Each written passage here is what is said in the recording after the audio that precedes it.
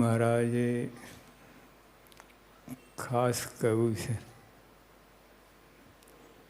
કે આ સત્સંગમાં દીવ ભાવ રાખવાની વાત. મહારાજ પોતે વાત કરે છે કે જ્યારે અલૌકિકમાં લૌકિક ભાવ દેખાય ત્યારે અમે તરત ઉદાસ થઈ જઈએ છીએ. અલૌકિકમાં એટલે મહારાજે કહ્યું કે સર્વે દિવ્ય છે રે, ત્યાં તો જોયાની છે યુક્ત.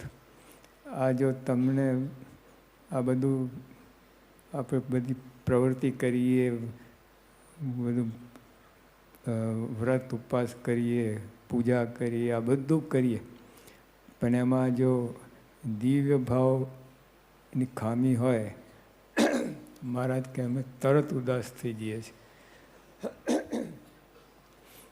એટલે આ સાચી વાત છે. આ કલ્પના નથી, બનાવટી વાત નથી.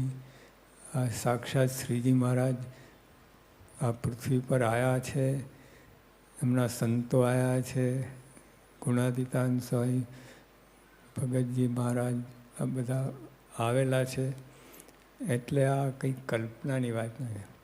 એટલે એમાં ધડ પ્રતીતિ આવે તો તમને તો આ દીવ ભાવ રહે. જો આમાં આમ કંઈક મહારાજ કહ્યું કે અમારા નિશ્ચયમાં કંઈક જો આગુ પાછું થાય તો અમને એ રૂચે નહીં. એટલે ભગવાન જ છે, મહારાજ ભગવાન છે. એટલે આ વાતની દ્રઢતા કરવી. મૂળ અંદર જીવમાં રોપી દઈ તો પછી કોઈ વાંધો નહીં આવે.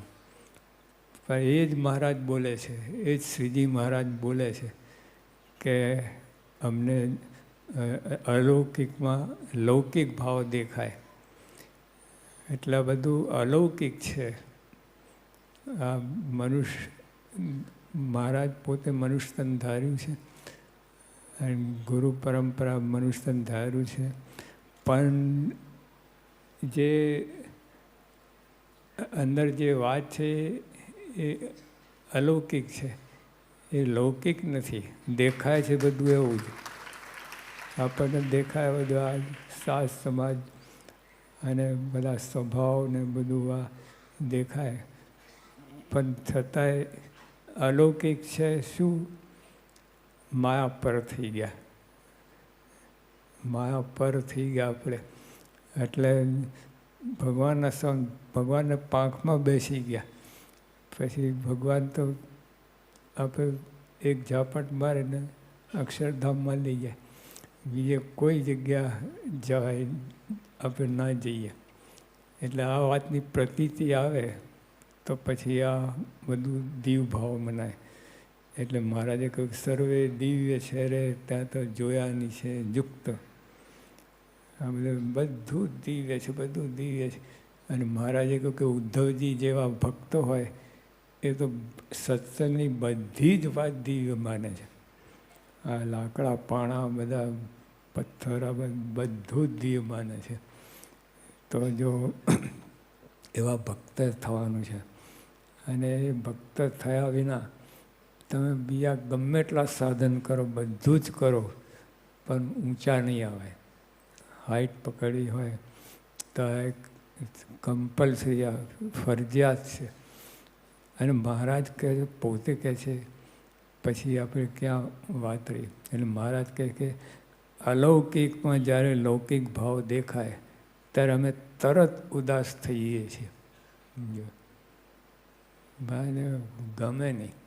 આ બધું સત્સંગ દિવ્ય છે અને આમાં જો બધું આવા ભાવ પરથી લાવીએ એટલે બધી ગડબડવાળી વાત થાય.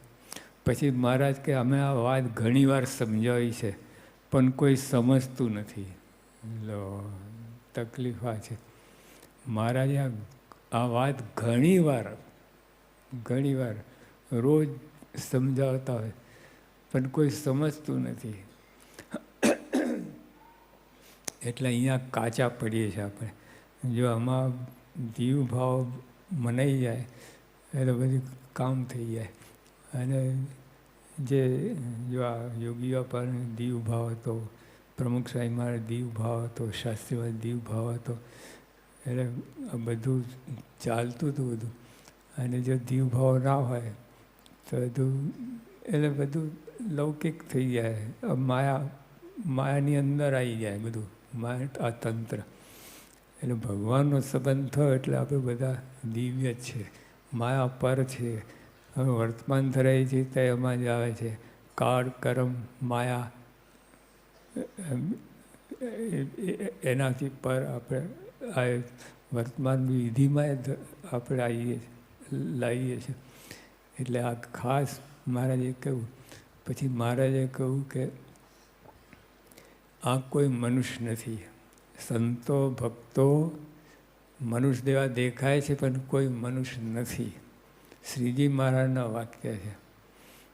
પછી મહારાજ કહે કે અમે બોલીએ છીએ તો જીભ ઝાલીને બોલીએ છીએ, જોઈએ છે એવું તો કહી શકતા જ નથી. મારે જે અંતરમાં જે છે એવું તો કહી શકતા જ નથી. કેમ કે આ કોઈ મનુષ્ય નથી એટલી વાત કરી, એમાં ખળબળાટ થઈ ગયો.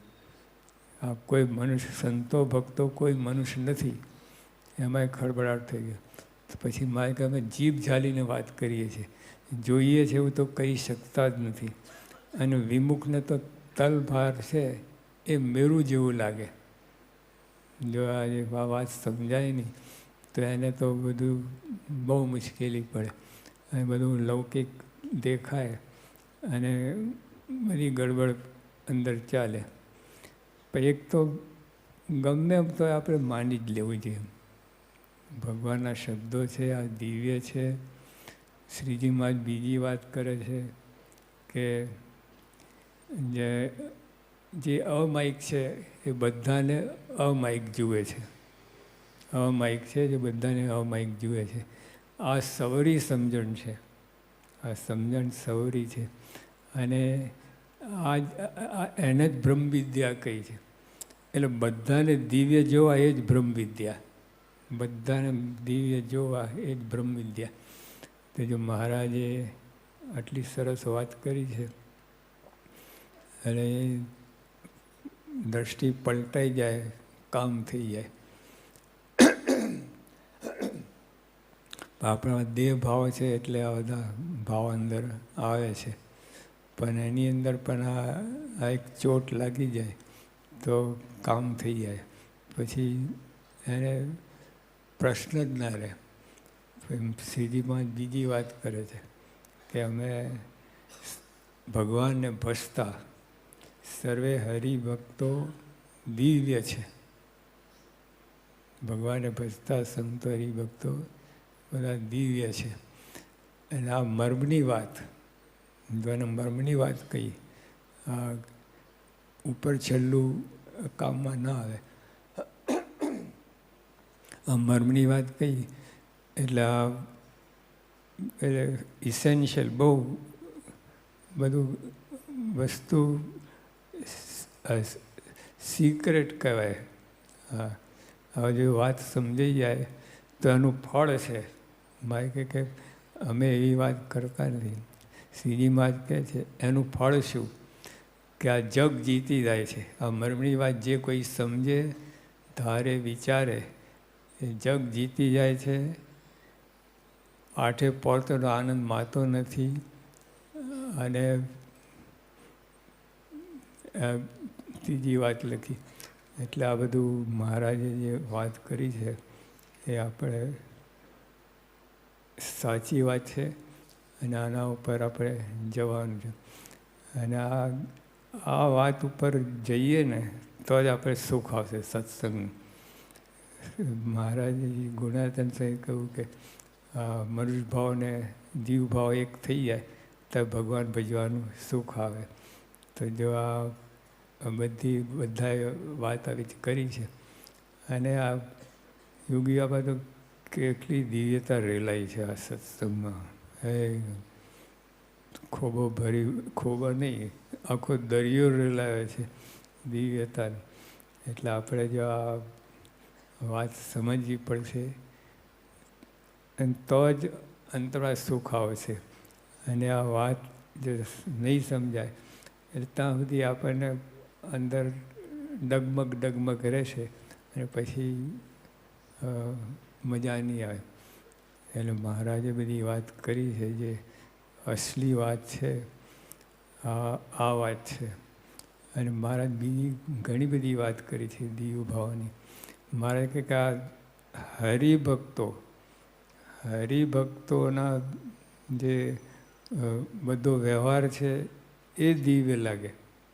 હરિભક્તોનો વ્યવહાર જો આ દીવ ભાવની સમજ આવે તો આ દીવ ભાવ આવે. જે યોગી બાપા છે ને, ઓલા સ્પેશિયલ ટ્રેનમાં અમે ગયા હતા, 56ની સ્પેશિયલ ટ્રેન. અને ત્યાં પોંડિચેરી આવ્યા તો પોંડિચેરી ત્યાં પેલે મોટા ડબ્બામાંથી મીટર ગેજ થઈ ગઈ, એટલે 18 ડબ્બા થયેલા. એટલે લાઈન બદલવાની હતી એટલે 18 ડબ્બા મોટા મોટા. એટલે પ્રદક્ષિણા જ 1 માઇલ 1 કિલોમીટરની થાય એ પ્રદક્ષિણા. તો બાપાએ 1.5 પ્રદક્ષિણા ફર્યા અને પછી દંડવત કરવા લાગ્યા.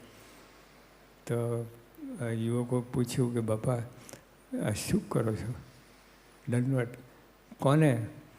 તો મુક્તોને. તો મુક્તો આશ્રમ જોવા ગયા છે, અરવિંદ આશ્રમ છે ને ત્યાં એ જોવા ગયા છે. તો મારે કે એમનો સામાન છે ને, કેટલો દીવ ભાવ, એમનો સામાન છે એટલે એમાંય દીવ ભાવની વાત કરી. પછી એકવાર એક ગામ હતું, ત્યાં મહારાજ યોગી બાપા હતા, જૂનું મંદિર હતું, જૂના મંદિર. અને ત્યાં મહારાજ યોગી બાપા બધું રાત્રે 2 વાગે ઉઠીને ઘસતા હતા બધી અને માથે ચડાવતા. વલાસરના ડાયા ભાઈ હતા, એ દોડી આવ્યા કે સ્વામી લાવ હું સાફ કરી દઉં. કે સ્વામી કે સાફ નહીં સાફ કરવાની વાત નથી. અહીંયા હરિભક્તો 3-4 હરિભક્તો ગોષ્ઠી કરી હતી, એમાં દીવ ભાવ ગોષ્ઠી કરી હતી એટલે એમાં કેટલો બાપાને આનંદ આવી ગયો હતો. એટલે આવી રીતે આ બધી સત્સંગ ખરેખરી આ દિવ્યતા જો આપણે સમજાય તો બધું રેલમછેલ થઈ જાય અને ખૂબ મજા આવે સત્સંગની.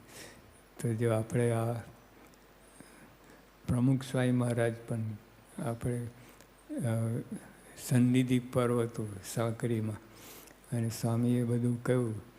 એટલે યુવકોએ બધા પ્રશ્ન પૂછ્યા કે સાંઈ બાપા અમે તો ગમે એવા છીએ, તમને અભાવ નથી આવતો? અમે કેવા સ્વભાવ છે બધા? તો સ્વામી કે સ્વભાવ જોવા જઈએ તો અમે અહીં રહી જ ના શકીએ. સ્વભાવ એ તો ખમી ખાઈએ અને તમારામાં દિવ્યતા છે એ આગળ લાવીએ છીએ. એટલે જો આ ભગવાન અને સંતની વાત બહુ અલૌકિક છે, એટલે આપણે ધારવું પડે. આ એક વાત આવી જાય ને અંદર, ખરેખર બધું દિવ્ય છે. જો આ અંદર આ વાત આવી જાય, આ મર્મની વાત, મર્મની વાત બહુ જ મુદ્દાની વાત છે. એટલે આ જે સમજાઈ જાય. મહારાજે પેલા 4 પદ બનાવ્યા છે ને, એટલે આજ મારે ઓરડે રહે, એમાં 3 અને 4 પદ મહારાજે બનાવ્યા. એમાં મહારાજે વાત કરી છે કે સર્વે દિવ્ય છે રે ત્યાં તો જોયાની છે, જો બધું દિવ્ય છે, દિવ્ય છે, દિવ્ય. એટલે એમાં મહારાજ કે અલૌકિકમાં જ્યારે લૌકિક ભાવ દેખાય એટલે અલૌકિક બધું છે, એમાં લૌકિક ભાવ એટલે જરાક મનુભાવ આવે અમે તરત ઉદાસ થઈએ છીએ. એટલે મારને આ રૂચતું નથી આ. એટલે આપણે આ બધી દીવ ભાવ રાખવાનું. યોગી બાપાએ કે હે શાસ્ત્રી માતા નિર્દોષ બુદ્ધિના ભૂખ્યા છો. અમે જો નિર્દોષ